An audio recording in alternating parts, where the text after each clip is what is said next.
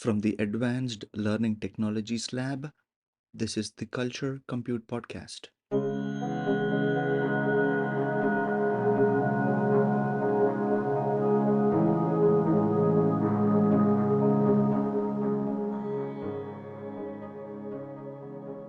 I'm your host, Sai Gatupali. Writing is the foundation of human civilization, influencing everything from scientific advancement to technological innovation. At its core, writing, whether it is literature, code, or scientific papers, writing is essential to individual and societal progress. In this context, I recently had the pleasure of speaking with my colleague, Dr. Aaron Tillman, who is the Associate Director of the Writing Program at the University of Massachusetts Amherst. Aaron and I work in the same department at UMass, and we have recently begun collaborating on a publications committee where we review university student submitted essays and research papers in both text and multimodal formats for a competition. Aaron is not just an accomplished writing instructor who specializes in flexible course design and digital literacy, but he is also an award winning author.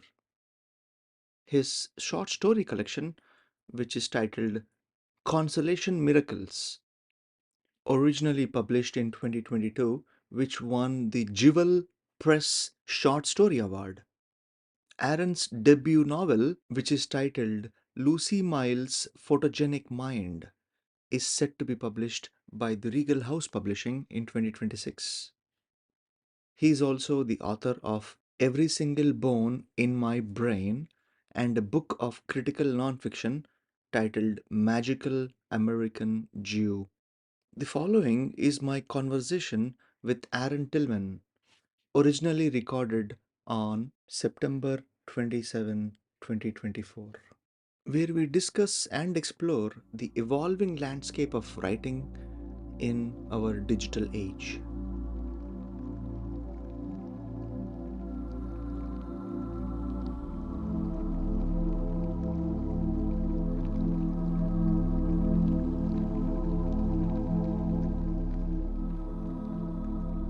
Welcome to the show. Oh, thanks so much for having me. Grateful for the opportunity to talk a little bit and listen and all that. Glad to have you here. I'm particularly excited about you, Aaron, here today because we are working on the new phase of our essay evaluations, where you serve as the chair. Right, of the publications committee. Yeah, I'm the co-chair, I guess, with Shakuntala Ray, and yeah, we're grateful to have wonderful teaching associates like yourself on this committee, where we receive a diversity of essays, both alphabetic text and multimodal pieces that we have a chance to review and discuss and evaluate, and ultimately students, undergraduate students, can get fame and fortune, win cash prizes, and have their work published in our student writing anthology or our best text collection. Yeah, so I'm grateful for the second year to be working with you on this committee, the publications committee. Thank you. I also think that the students will take that as a motivator. It's like it is enabling them because their work is being published and they're getting fame. And not only that, it goes on their Scholar, Google Scholar. How many undergrad students do you know who have a Google Scholar entry? Very little. And so I think, No, it's great. Yeah. I right, think you're right. We hope that it is motivational and aspirational, and that students can try to refine their own work, and so it can potentially be included in one of our student anthologies. And also, they serve as wonderful models for other students, and they are, I think, really important teaching tools. So that's why we require the student writing anthology is one of our required texts, free, And but it's a nice opportunity for current undergraduates to see what their peers have done in the past with similar assignments, and just to see what types of risks they're taking, and how, writing is not just one funnel shaped formula, but it can be any number of things, and very compelling. So that's been exciting. Yeah. That's true. Also, one thing to just add to that is that writing is not just about technical, in the sense that you talk about a software and how it is performing some operations, and then you show some graphs. That's very technical, scientific. But I've also seen students write very vulnerable and very Mm. personalized, very closely attached to their lived experiences. For In sure. Yeah, that's something we really emphasize at the UMass Writing Program, quite honestly, is that the writer's contexts really matter. And we want to know, and we want to encourage writers to illustrate or show their entry points into their discussions that they're choosing to write about, into the pieces they may be analyzing, the topics they're choosing. And yeah, that's part of that kind of rhetorical triangle, that conversation between the writer, the reader, the topic and the text are all there. And yeah, so you're absolutely right that students it's a vulnerability that kind of gets pushed to the surface that many readers can relate to and are affected by. So that's some of the most compelling writing. We're never forcing writers to reveal things that they're uncomfortable revealing, but the more personalized something is, the more personal and specific, the more universally relatable. I think that notion that it must be general to relate to everybody is kind of a flawed idea. It's really the more personal and specific, the more affecting, universally affecting it can be. So yeah, it's been a nice opportunity that we've really emphasized. I think one of the many things we've emphasized through in the writing program. universally affecting, I like that. So right now, I'm teaching college writing 112 this semester. This is my third time teaching. Mm. Thank you for all the guidance throughout the semester. Uh, I just finished unit one, Hmm. uh, and going into adding to a conversation, which is unit two, Hmm. where my students are required to read a couple of papers that I assign to them. Can be blog articles, can also be a podcast. Previously, students have played a video game, came back to the class, discussed how the game enabled them to become good thinkers or good players inside the context of the game, and they wrote about it. So these are things that they're always doing, but they may not have the opportunity, or they may not realize that I can write about that. They don't know that yet. And Mm. so you're shaping them in whatever way you interact with any department or any people in the world. You can literally just write that down. So writing is such a fundamental to humankind, Mm. you see. And also I think from a evolutionary trajectory of where we are today as humans, think about apes. They did not write, humans wrote, and so we grew on that. So for us to be intellectually participating in a discussion, meaning that so much has happened in the past, and we are here today because of what all prior scholars have written. Google Hmm. Scholar on its page has a little statement that says, standing on the shoulders of the giants. Hmm. Think about it. And so, in that same context, I wanted to ask you how, in your experience, how has the digital age, changed the way we approach writing instruction? Did you any challenges, any opportunities that you have observed? Yeah, certainly many opportunities and some challenges too. It certainly has changed the way and the ease with which writing can be circulated.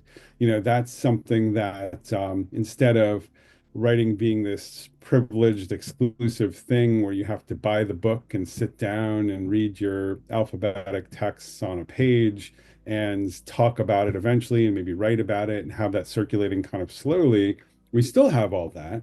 But now in the digital age, things can be composed more swiftly, circulated more rapidly and widely. We can read things from across the globe, be influenced by those things. We've also started to broaden our conception of what a text is. So, it's not simply, you brought up video games, and I think once upon a time it would be a weird thing to say that this video game is a text, but now it's not so weird. It's something that you're thinking about differently. You have an opportunity to compose within, to create, and humans are creative, communicative, storytelling creatures. And I think we just sort of have to embrace just how much we have to do within that, how much we can do. And I think putting limitations on that is unfortunate. And I think we did that for a long, long time. That said, there are challenges to the digital age. I think that so often, there's still great value in being able to read slowly, to analyze closely, to take our time. And I think sometimes the incredible access and speed available through our current digital age kind of leads us away from some of the value of that's contained in longer texts that can delve more deeply. Sometimes maybe it keeps us more on the surface, and we sometimes lack the patience to spend time with texts that really deserve it, and maybe lack the patience to compose in longer, more sustained periods. So, there's a lot of things that we have to be mindful of, but I think one of the things we certainly try to do with our courses, the course that you mentioned before, for example, college writing, is try to take us through a number of different types of writing opportunities, be it the personal, the analytical, research based, and then ultimately the multimodal to provide samples, models that can inspire students in a bunch of different directions, and and in all cases emphasize that writing and composition in general is a process. It's not something we just dump and it's done. The notion that we can just, you know, put something down and have it be perfect is more mythology. Like someone is, such a gifted writer, they just write and there it is. But that's not really the way writing works, right? Writing is messy and exciting and requires reflection and revision and collaboration and all those things. And that takes some time, but it's valuable time. So, I think the digital age enables us to collaborate across the globe, to be inspired across the globe, to have a voice that reaches beyond just a page that someone has to seek out, buy, or take out in a library. So there's a lot of exciting things there. But yeah, there's again, we would never want to sweepingly say something is good or bad, but I think I try to maximize the benefits and limit the potential dangers and move forward together. Yeah, so Yeah, yeah, yeah. I'm excited with the developments that I've seen over the last, certainly the last decade or two in writing studies.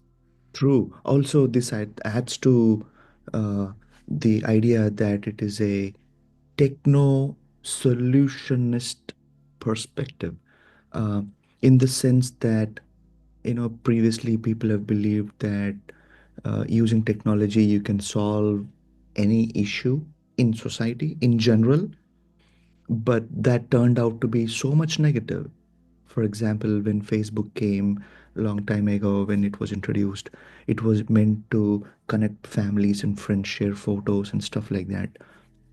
After a decade or two, we have seen the long term consequences of relying on that too heavily, including depression, including other suicidal thoughts.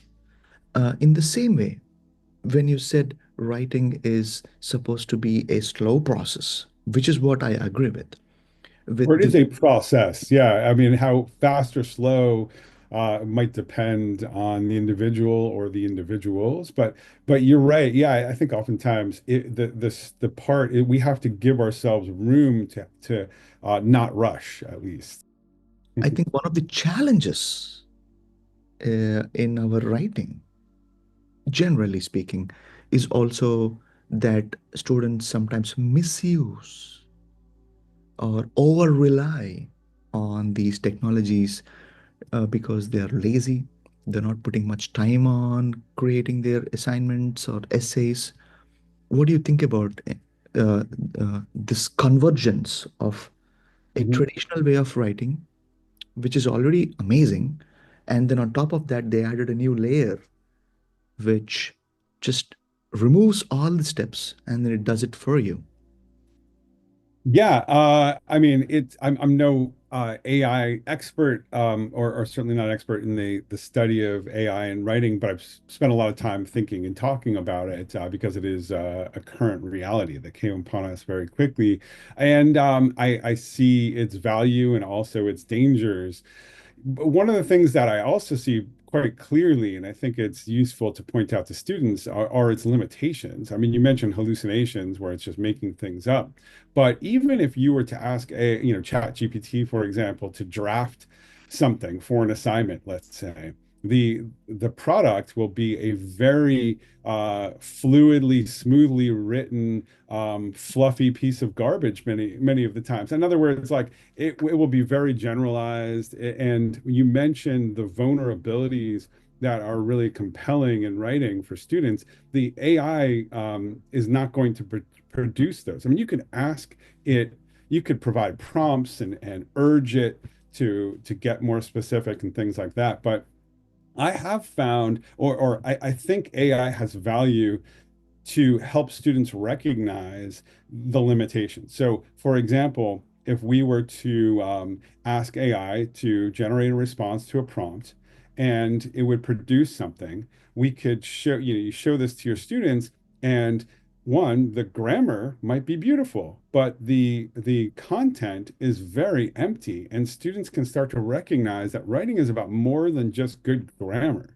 In fact, grammar is often a barrier to if we get held up on the grammar of someone's writing, sometimes we miss the depth of their ideas. It doesn't mean that grammar is irrelevant, because it can sometimes get in the way of clarity and our ability to understand what someone's trying to communicate. But it is um, it's a lesser concern. And I think what we could see through the use of ChatGPT is how you can have this perfect grammar and yet this empty piece of writing. So students can actually work with it. It can be a useful exercise in class to say, okay, let's critique this. What would you want to see? What would you want to add?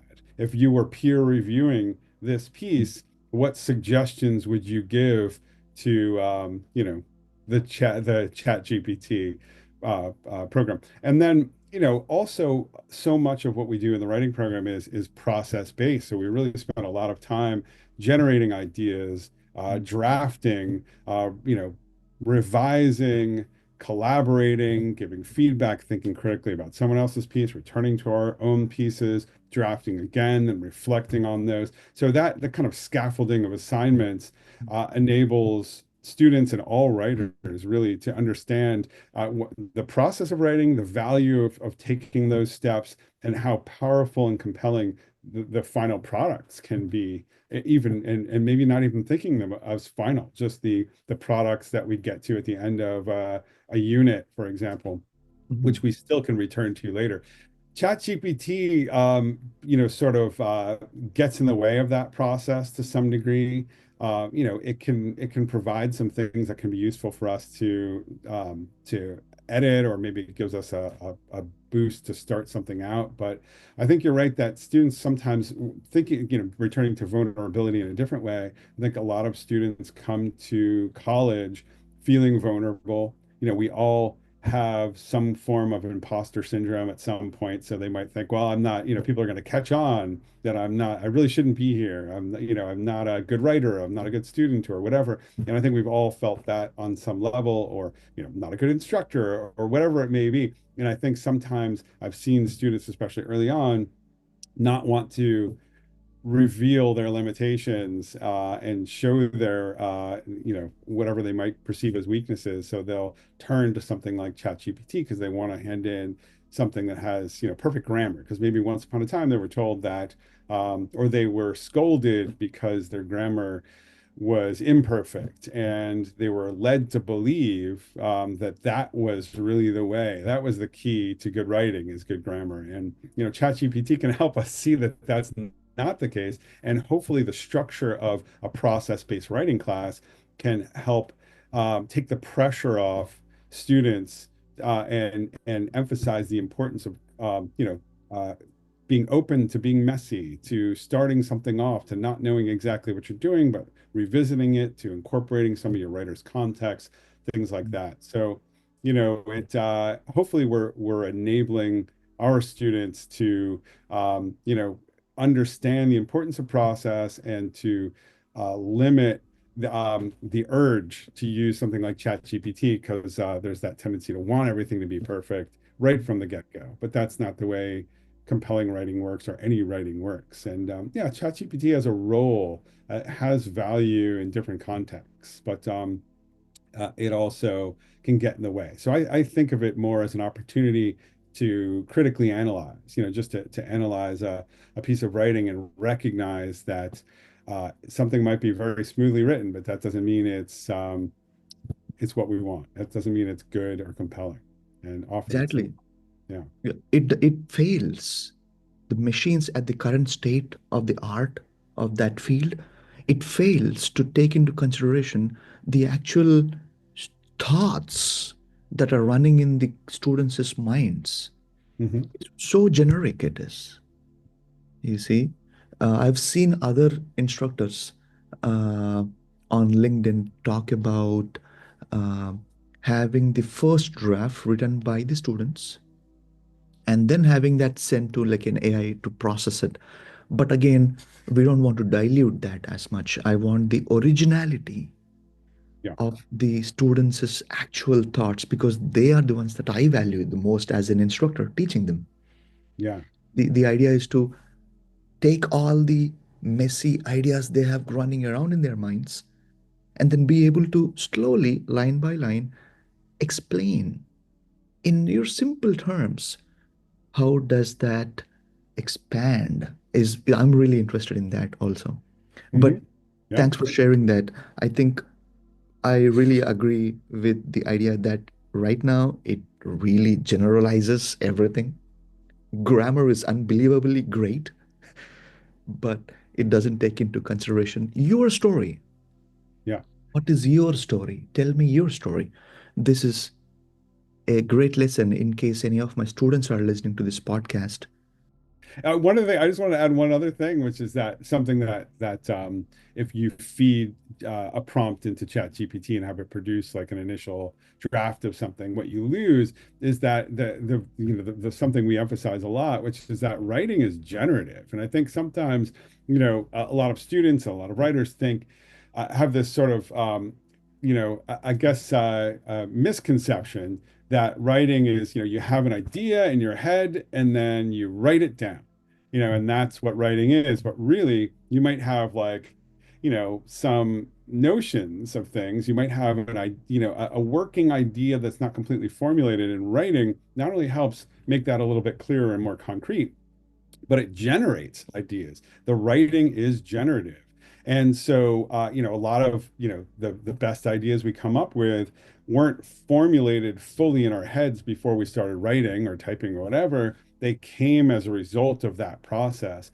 And I think, when you're just feeding your initial prompt into ChatGPT, you could lose some of that generative uh, opportunity, those generative opportunities, and that's why, writing in class is valuable, because students might start with a prompt. I don't know what to write about. That might even be their first line, but by the end of, 8 or 9 minutes, they're writing about something, and they're writing about something they might not have expected to write about. And if they have some kind of uh, guiding prompt, let's say, Mm. they'll be writing about something that is related, likely, and personalized, and it'll come from them, and it will illustrate some of their creativity, and they can build from there. So, yeah, the fact that writing is generative is that's the magic of writing. Mm. It's not just you produce something and it's magically perfect. Mm. That's a myth. But if you write, ideas will come from that you didn't expect. That's the magic. Writing is generative. I agree 100%. You just gave me a new idea for a research paper, more like an opinion piece on generative writing in the age of generative AI. Hmm. Uh, Yeah, Maybe I want to just see because I will expand on that later on. I know from your UMass page that you specialize in flexible and inclusive course design. Could you please explain what this means and why is this important in this educational landscape in today's day and age? sure. Yeah. A few years ago, a former colleague, Elke Burnside, and I were lucky enough to get a flexible learning grant, something that the UMass Amherst, University of Massachusetts at Amherst sort of made available for teams across the university. So, and that was to encourage instructors to design classes that they're already teaching and make them sort of hybrid, flexible classes. And what we were really excited to do is create this hybrid sort of flipped classroom model that provided more choice for students in how they engaged and participated, and encourage instructors to kind of think about this flipped hybrid model as an opportunity for instructors and students. So with that, sort of the flip model, we're having a lot of the instruction taking place outside of the classroom. So then the classroom space becomes more of a workshop, conferencing, personalized interaction space. And writing in particular really benefits from the opportunity to work to get personalized feedback and attention. And with something like instruction out of the classroom, if I'm introducing a concept about something, whether it's even whether it's analysis or library research or whatever it may be, working with sources, it could be any number of things that we're doing. I could make a short video, for example, and that can live on our learning management system, which for us is Canvas. Students can watch that, can go through a prompt, whatever we're asking them to do, and not only can they work on that more when they get to the classroom, but then whatever I've recorded lives on Canvas, so they can return to it if there's something they want to revisit. And that's kind of exciting. And this it also introduces sort of a self-paced version. So my flexible class has what I teach on Tuesdays and Thursdays, so I have what I call a flexible Thursday. So Tuesday, we're together in class, in a, in-person setting. And then on Thursday, students choose, do they want to be physically in the classroom with me, and I'm always there? Do they want to zoom in for a synchronous session that takes place over Zoom, or they want to choose an asynchronous option, which enables them to be a little bit more self-paced, and they do the same work, only they have, the course of the entire day, and they're writing, they're posting, they're doing the same activities, but on their own time. Sometimes, again, still opportunities for collaboration, but collaborating with things that may have been posted before class time and things like that. So, and for the students have really appreciated that, from based on the feedback that I've received, both written and oral feedback. That's it also enables students to, if they get ill or if they have a work event or if they have another exam, they can choose this flexible option, this asynchronous option. And I never require that they tell me in advance. When class begins, I acknowledge who is in the classroom physically, who's zooming in, and who is going to do the asynchronous work. And again, it models a little bit more of what takes place in the professional space where you might have a deadline, for example. You know, sometimes obviously you're working in your office, for example, and you've got to produce something before you leave, and many want to do that, but others might just have a deadline. So when they're working, could vary. And and if as a parent, I know that sometimes, and I see my wife do this a lot too, like there might be a child who needs to be picked up, or an appointment that needs to happen, but there's also some professional responsibilities. Well, we're just thinking about a deadline. You could say, okay, I can get my child, I could drop someone off, I could do this or that, and still have an opportunity to complete the work, and obviously we want to maintain some kind of work-life balance. But this is something that I'm getting too far afield here. But yes, in the classroom space, I think students have appreciated that, and they realize that collaboration doesn't have to be just two people sitting next to one another. It could be one person in a room, another person zooming in. It could be one person who's posted something to a live document, and another person who is providing feedback at different times, but that feedback is still valuable. And it's been an exciting opportunity to be involved in the flexible learning. We're still doing that in the writing program. So and I'm teaching a flex class right now.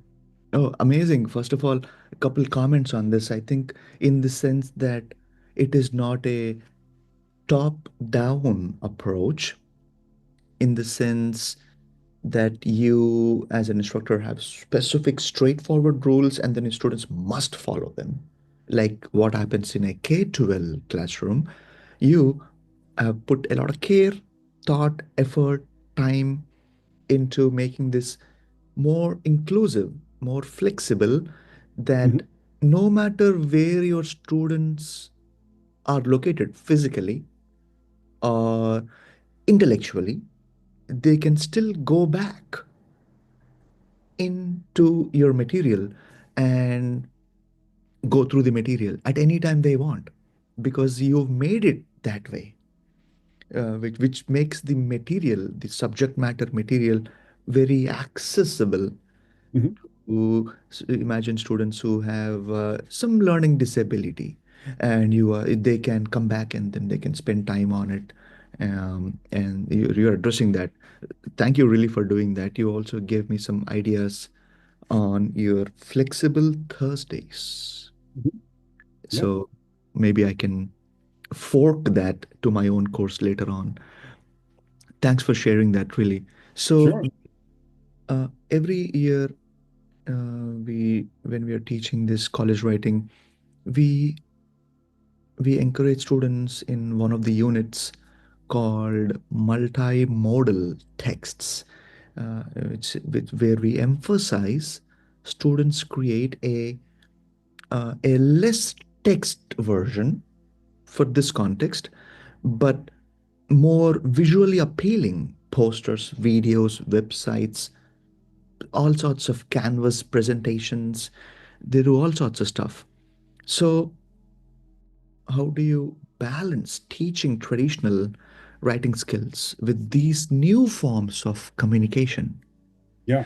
For many students, they're not so new, and right, that's our third unit called circulating multimodal texts. And I typically ask students to remix one of their first two essays into a multimodal form. But one of the ways that, well, let me back up for a second. One of the questions I often ask my students is how do they consume information? What's the process? How often outside of an assignment, are they just picking up, a book or, an article on a page and just reading alphabetic text?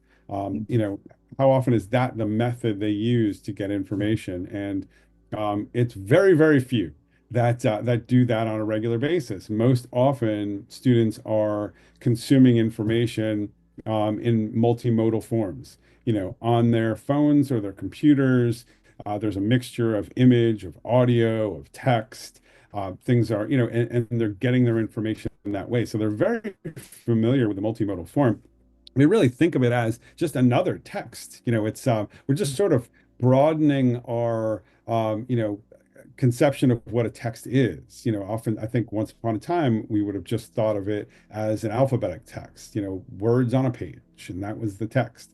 Or some are led to believe that that's the case, but now we're thinking of texts have many components, and the multimodal text is more ordinary than extraordinary these days. But I think but it does expand, what a traditional writing class might do. Now it's not so revolutionary, but it's still really exciting. And students get excited about it. They get a little anxious in the beginning and then really get excited. And as you said, yeah, you mentioned some of those forms, from video essays to audio podcasts. I've had students compose, posters or even physical multimodal texts, websites. There's all kinds of things, video games, comic style, graphic narrative style pieces, and they just change your audience in an interesting way. They enable you to circulate those pieces, especially if they're digital, and they don't have to be,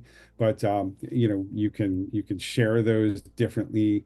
The ability to, they're often more appealing, as you said. I think you said they were maybe visually more appealing or something along those lines, and but it's just a different process of consuming the information, and oftentimes the remixing process involves an evolution of those ideas in some way. They realize, oh, wait, I could add this or I can include this. I've Many of my students will, if they did a research project, let's say on some topic, whatever it may be, they find that when they start to remix it, they could interview people. If they were, let's say if it's I've had students write about stresses and anxieties related to college athletes, for example. And they've done a lot of research and they make recommendations about what campuses, what universities should provide to support student athletes. And then when it gets to the multimodal piece, they realize that they can interview a number of student athletes and coaches and professors and things like that, and they can incorporate their voices, not only the words on the page, but their actual voices in some contexts. And there's just a more interactive space, not unlike this podcast that we're involved in now. There have been many forms of those. So yeah, the circulating multimodal text unit is really an exciting one and an important one, and a relevant one, I think it would be. And just to say one more thing about it, I really incorporate multimodal text throughout my semester. So it's not new when we get to the unit. I've already shared a Vox video on biomimicry or something along those lines. And we're, seeing, communicating, and it's relevant to what we're doing, or we're watching one thing or another, or we're listening to something, it's just relevant to whatever we're reading or discussing or they're writing about, or I use it as a prompt to inspire something.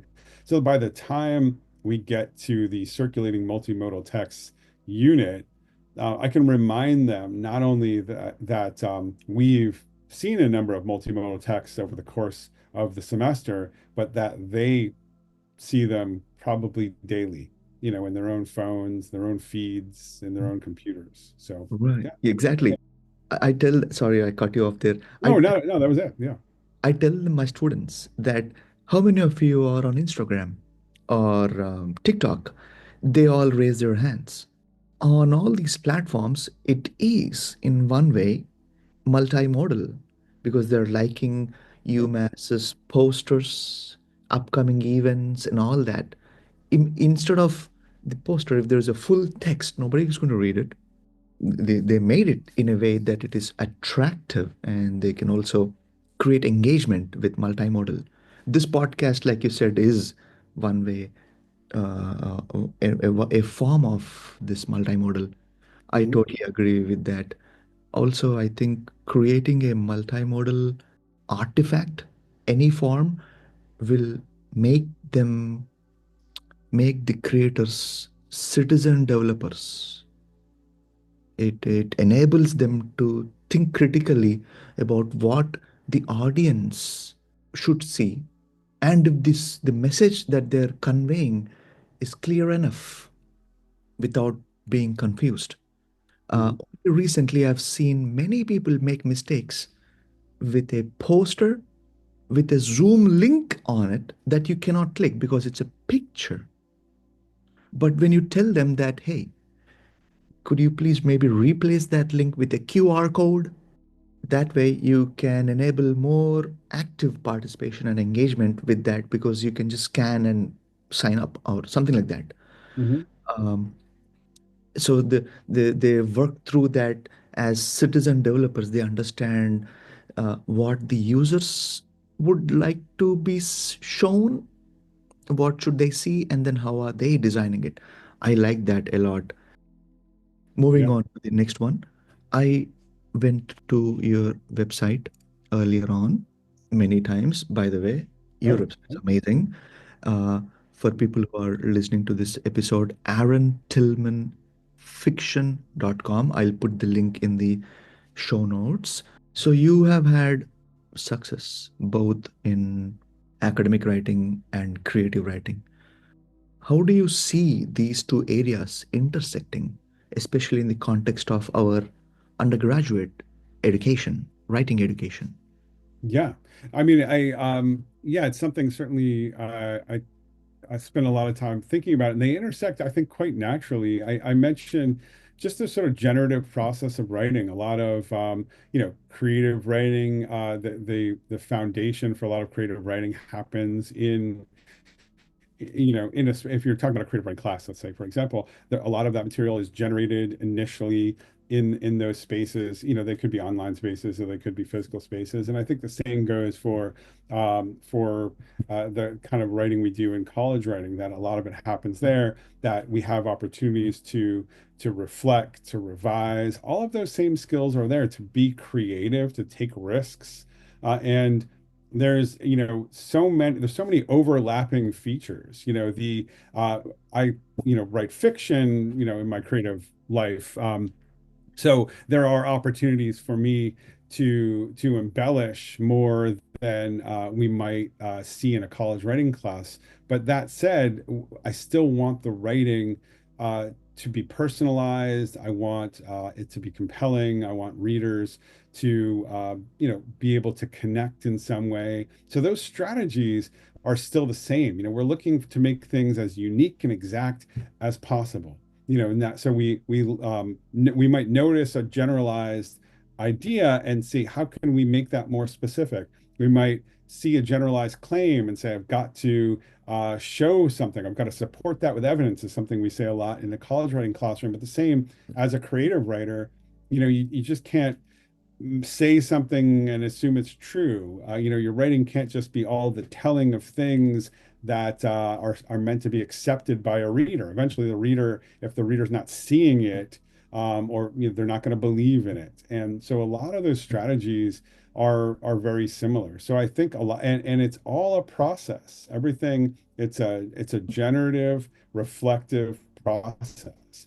So creative writing and critical writing is similar. With college writing, there's perhaps more emphasis on analysis and even research to some degree, but there's analysis and research even in creative writing. If I can't write about something that I'm not familiar with, and I am not familiar with everything. So there's a lot, even the things that I know or that I've lived, I would need to know more about in order to write about it. If I was born in Wilkes-Barre, Pennsylvania, and a few months after I was born, the Susquehanna River flooded my family out of their home. And I haven't, this is something I haven't written about yet, but I want to. But in order to do that, even though I've lived that, I've heard the stories, I've seen the pictures, I would need to actually research that to write it, almost like I would if I were writing something, in a college writing class. I might be writing about the need to,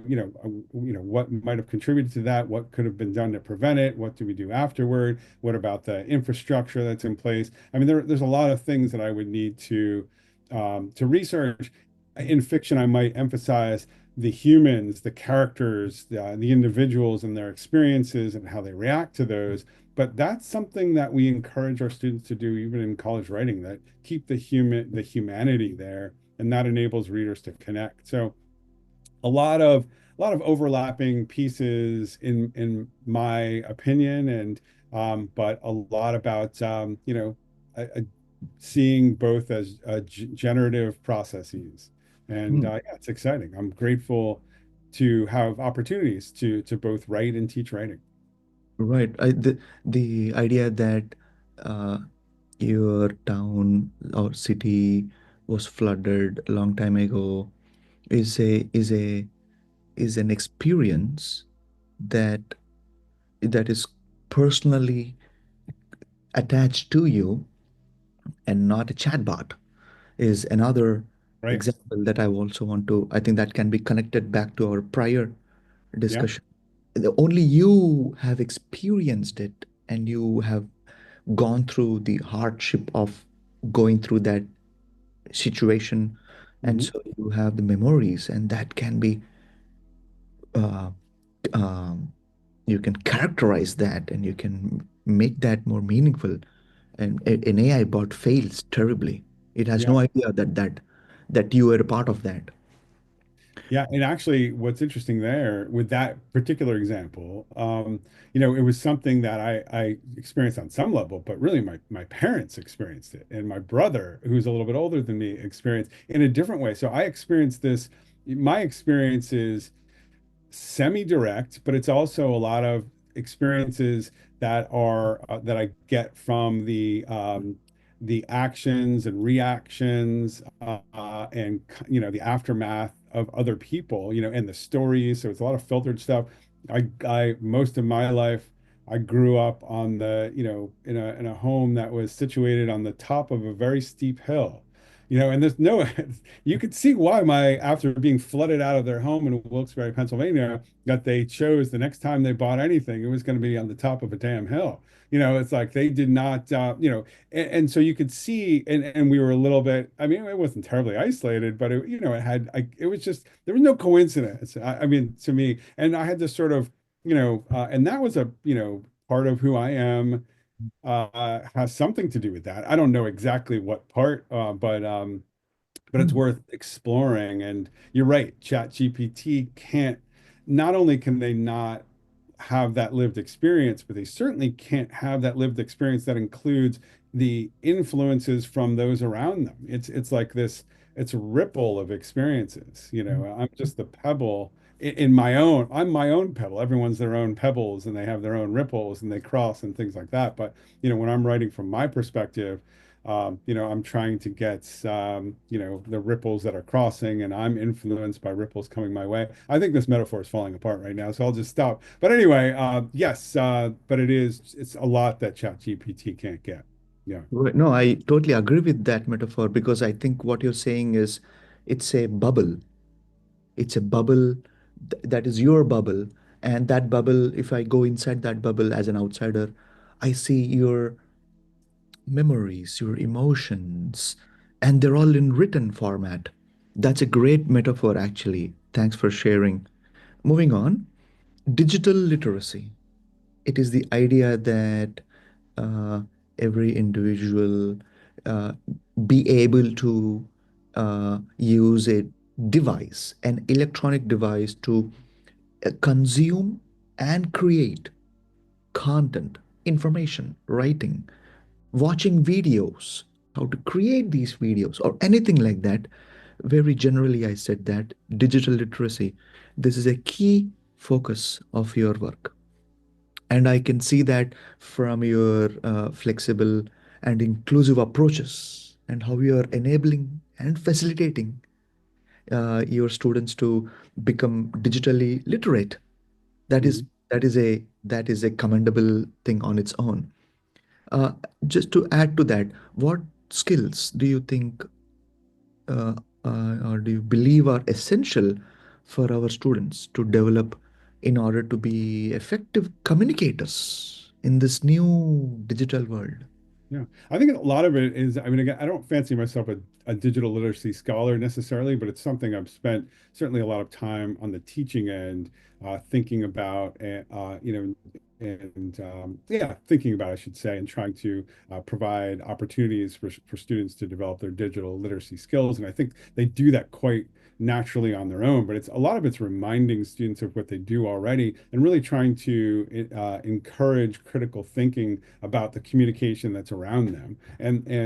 I think about the analytical process. Part of that process is sort of tracing your impressions back to causes. I got the impression that this was about something, or this was important, or this was what they were trying to say. What caused me to have that impression? If you think of, something, a multimodal piece, well, you have to think about all the various things that went into the composition of that piece, the images, the lighting, the sound, the atmosphere, the voice, whatever it may be, and all those things influence what we took away. So I think digital literacy, again, encouraging those skills, digital literacy skills, it's a lot to do with encouraging critical thinking skills and analytical skills, and then trying to apply those intentionally, when you're creating your own text. So, but students have a lot of exposure to a lot of that. I think the maybe even 10 years ago, there was probably less of that, at least in the classroom, in a college writing classroom, let's say, because I know that there were many scholars and instructors, professors who have been specializing for a long, long time, much longer than me. And I don't consider myself a specialist necessarily in this regard, but now it's more common in a general college writing classroom. Students have more exposure to these things. They're getting more opportunities to not only think critically about these pieces, but to create them themselves. And when you're creating something, you're sort of forced to think about it. You're sort of forced to reflect on what you've seen before and start to think critically about it. And then, of course, if you're giving students opportunities to create something like multimodal text, let's say, then part of that process is exposing students to a wide range of multimodal text that they can think critically about, write about in response, talk about, collaborate, things like that. So those are among the strategies that I use, but it's a lot of those critical thinking, analytical skills, and recognizing the opportunities for creativity, the opportunities that creators have used and that you might use as a creator. I agree 100%. I think critical thinking and looking at what others have done will also give you some unique perspectives, ideas as to, oh, these are some potential opportunities I can explore. Mhm. Uh, that's a great way when I'm creating certain posters for whatever institutes I'm working with. I first go to Dribble. It's a place where you can go to see a lot of other creators showing their posters, different styles, showing information effectively. Finally, could you tell us, tell our audience about any of your current projects or writing initiatives at UMass Writing Program that you are particularly excited about? Yeah, I mean, the UMass Writing Program, we're constantly sort of reflecting and evolving, and getting feedback from our incredible diversity of graduate students like yourself and others. We are, one project that we're very excited about is we're transitioning our primary reader from a print text to an OER, an open educational resource text. So we started by just surveying, all of our graduate students and instructors about texts that were available, either for free or for low cost that we could include, and we just started, the open access text, and we got a diversity of suggestions, and we have been trying to create a reader that aligns more closely with our units. So our current reader has a nice selection of texts, a diversity of texts, and those texts were, I think, many of those texts were recommended by graduate students in the past, but it sort of primarily serves our first unit, which is interacting with text, the more analytical unit, and it doesn't help as much with our adding to a conversation unit that you mentioned before, which is sort of a research-based unit, or circulating multimodal text. In fact, it only has one or possibly two pieces that could even count as potentially multimodal with some pictures in it. So we really have to supplement a lot. So the new reader that we're hoping to we may launch next fall of 2025 will be an open and educational resource, so students won't have to pay any money for it anymore. It'll go along with our current open access student writing anthology and maybe even our best text collection, which is also open access. It'll have again, a larger diversity of readings, of texts, I should say. And those will be targeted, texts that really would be valuable to use for every single unit. And, in this platform, we'll be able to have multimodal text that really could help instructors and students with that unit. And it'll complement some of what we see in the best text collection or student writing anthology. So that's one program specific initiative that we're very, very excited about and working hard to achieve. So yeah, we're on our way for that. And then personally, I have a novel that'll be coming out in a 2026, though, with Regal House Publishing, which is an independent press that I have such incredible respect for. I'm so grateful that they picked it up. So, and that's sort of a new development. So I'll use this self-promotional opportunity here. I'll seize it. But yes, that'll be coming out in a couple of years. But I'll have I'm interested in that. Let us know. Let me know yeah, no, when I'll it do does my come out. best to let everybody know. Yeah, Yeah, I'm really interested in that. So it's a novel. Do you have a title yet? yeah, it's Lucy Miles' Photogenic Mind is the name of the novel, and yeah, it's sort of a literary mystery with some, that and uses humor and a little bit of a magical realist element to kind of guide readers toward its explosive ending. So yeah, that's my very quick pitch. But Interesting. I'm really looking forward to reading it in a way that it is going to help inform others' writings, including my own writing. I think there is a lot to learn from your writing skills. I really appreciate this. Also, just to add one sentence to the open access, I think that's a great initiative by the writing department to take up the open culture in the context of making material scholarship openly accessible by anybody through OERs, open educational resources, which are yeah, publicly available by anybody, anytime, free of cost. right, that's And right. that's a great addition. I think many people from around the world will find that really helpful. So, yeah, and we've been inspired by other universities and individuals who have sort of led the way with that. And yeah, we're very excited to kind of, uh, do even more in that regard. So we've sort of slowly, and we think it'll help students too, not burden students with the costs of our texts at least. And, we really value that. Yeah, we think it's an equity issue to some degree too. So yeah, we're very excited about it, and there's such a rich range of texts available. So we've been working with those. Yep. True. Thank you, really. Aaron, I want to express my sincere gratitude for Well, your time thanks and for having me, insights Si. today. Of course, your expertise and passion for writing have truly enriched this discussion. Thank you again for being a part of the Culture Compute podcast and for your continued dedication to nurturing this new generation of writers at UMass and beyond.